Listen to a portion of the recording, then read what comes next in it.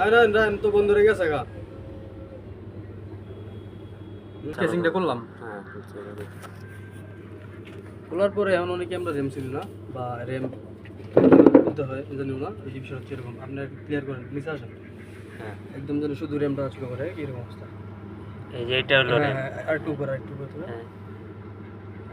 সোজা করেন এই এর ভিতরে আমরা সেট আপ এই নেন কী কী যন্ত্র আছে আমরা অনাসি দেখতে পারতেছি এটি ভিতরে একটা অংশ হ্যাঁ না এত বড় করেন না এটা ভেবে থাকবো অংশ দিয়ে দিতে পারেন অনুসরণ ধরেন ধরেন 2 হাতে ধরেন হ্যাঁ। এভাবে ধরেন হ্যাঁ ধরার পরে এই যে র্যাম এখানে 2টা অংশ আছে র্যামের 2টা থাকতে পারে বা একটা থাকতে পারে আমাদের এখানে একটাই আছে তো আমরা মূলত এটা প্রথমে এই যে এদিকে হালকা টাচ করে বা চাপ দিতে দিয়ে করে দেবো আর কি ফ্রি হয়ে যাবো ঠান্ডা করা তখন এই যে বিষয় হচ্ছে র্যাম আর বেসিক্যালি এটা মানে ক্লিন করতে গেলে সবচেয়ে আমাদের ভালো হবে ওই যে বাচ্চাদের ইরাজার বা রাবার আর কি ইরাজার দিয়ে ঘষতে হবে এভাবে, এই অংশটুকু হালকা পাতলা একটু বসলে এইভাবে ক্লিয়ার হয়ে যাবে এই যে অনেকটা ময়লা কিন্তু এখানে অলরেডি উঠে আসছে ইরেজার দেখাই যেতেছে মানে আমরা এইভাবে এইভাবে 2টা পাশে এইভাবে এই যে গোল্ডেন অংশটা এইভাবে ঘষবো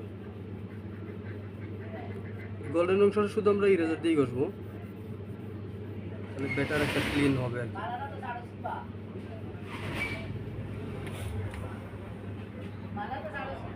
আমার মোটামুটি র্যাম ক্লিয়ার হয়ে গেছে ভিতরে লাগাবো এটা আবার নতুন করে ইনস্টল করবো আর কি এখন এই যে করলাম এটা বিষয়টা এটা যে করলাম এটা কোন অংশটা বসবে কোন অংশটা কীভাবে হয়েছিল অনেকে কিন্তু আমরা খেয়াল করি না যার কারণে এই যে গার্ড দেওয়া আছে হ্যাঁ ঠিক আছে এখানে গার্ড দেওয়া আছে ওই নিচে চ্যানেলে যখন বসাবেন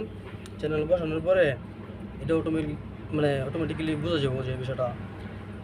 ঠিক মতো আমি বসাইতে পারছি কিনা তো একটা অংশ একটু নিচের দিকে চাপ দিব চাপ দিলে এটা লাগিয়ে পড়বে তাহলে এটা সঠিকভাবে বসছে হ্যাঁ তো এই পাশেরটা কিন্তু এভাবেই বসাই দেবো আমাদের বা ওটা বসতেছে না তারপরে সেটা তো হয় না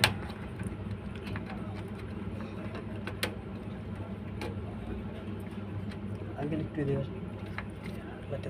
আসি আঙ্কেলে দেখতেছে আর কি এই যে এবার ঠিক আছে সেট হয়ে গেছে মানে দুটাই কিন্তু সজিয়ে নিয়ে নিছে